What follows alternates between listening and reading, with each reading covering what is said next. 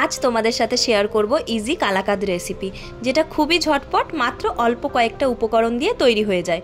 প্রথমেই 1 লিটার দুধের মধ্যে বেশ অল্প অল্প করে ভিনিগার দিয়ে দুধটাকে সুন্দর করে ছানা কাটিয়ে নিতে হবে। তারপরে একটা প্যানে অল্প পরিমাণ ঘি দিয়ে ছানাটা দিয়ে দেবো। আর দিয়ে দেবো 2 চামচ পরিমাণ গুঁড়ো দুধ। আর মিষ্টির জন্য দেবো কনডেন্স মিল্ক, সাথে একটু কেশর গোলা দুধ আর একটু এলাচের গুঁড়ো।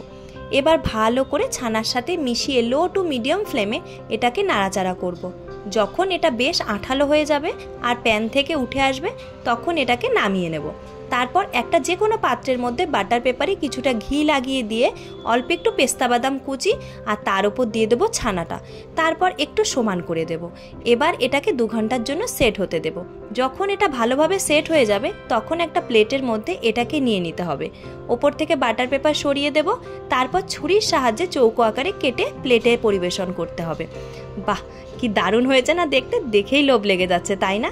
আমাদের খুব প্রিয় মিষ্টি কালাকাদ রেসিপিটা কেমন লাগলো অবশ্যই জানিও।